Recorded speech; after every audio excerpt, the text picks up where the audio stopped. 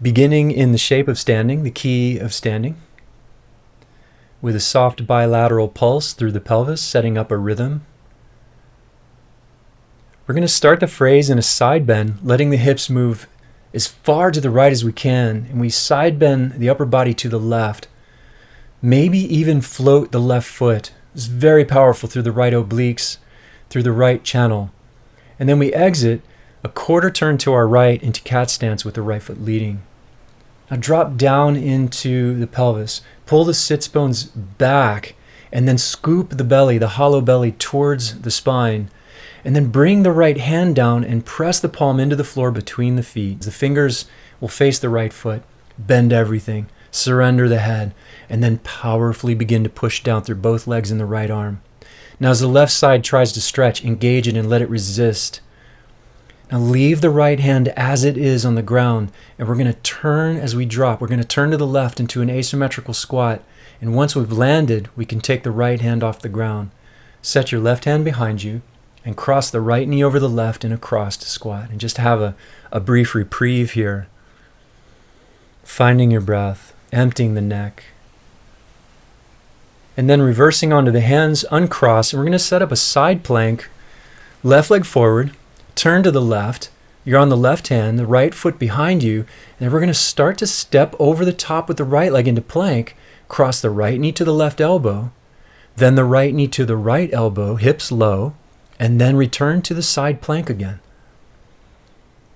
Moving around, situate yourself, and then again step over the top with the right leg into plank, right hand down, and again the right knee to the left elbow, right knee to the right elbow, and return to side plank. In the reverse stance, the right foot behind. And last time, into plank, we cross the right knee to the left elbow, and then the right knee to the right elbow, and then extend the right leg into a wide stance and back the hands up, the 45-degree turn to your left, into a wide fold that is already moving. Deep articulation of hips, knees, ankles, and feet. Releasing head and neck. Letting the spine be aware and playful. Super engaged, super wild and supple. A quarter turn to your left into the shape of a lunge. And as you explore the shape of lunging, you'll find that it blends really well with crouching and with squatting. We're going to turn around to the right, 180, into another lunge. But this time we're focusing on what we call a side lunge, letting the face of the pelvis turn away from the ground. So as you bend the right knee and even bend the back knee a bit and hover the back heel, very powerfully lift the left side of the body. It's like a side angle in yoga, if you're familiar. Turn around as you stand, turn around to your left, turning the pelvis completely forward and drop the back knee towards the ground, combining the three shapes of standing, lunging, and crouching. And then we're going to take a big step forward with the right foot to the left foot, and then turn to the right and set up a cat stance, right foot leading. Now the legs are toasty here, so pace yourself. Set the right foot down, chamber the left leg, stepping slowly forward, put the left leg down, and return. And a few moments of conscious recovery, just letting the natural, intuitive release happen through any place we feel residual tension, residual momentum. And setting up the sequence on the other side. We'll side bend to our right, so the hips are going to push really, really wide to the left, putting all the weight really in the left side. Maybe floating the right leg, navigating balance within standing. We release with a quarter turn to the left into a cat stance, left foot leading, and coming down into the hips. Hollow belly, which just means the belly is looking deep to the spine. Bring the left hand down, setting up the left palm on the ground between the feet. The fingers face the left foot, so does the bicep. If you can turn your left bicep towards the left knee, it really helps. And pushing powerfully into the ground. Resist through the right side belly. Leave the left hand as it is. And as you turn and drop 180 to your right into an asymmetrical squat, the hand remains. And then once you've landed, go ahead and release the left hand off the ground. Balance on your right hand, right fingertips. Cross the left knee over the right knee in a squat. It's a crossed squat. opening up the space between the two hemispheres of the brain.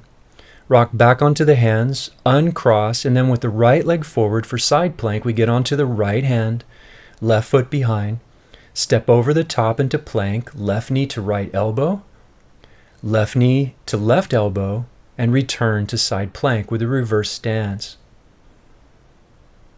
And again, stepping over the top, bring the left knee to the right elbow, left knee to left elbow, and return to side plank.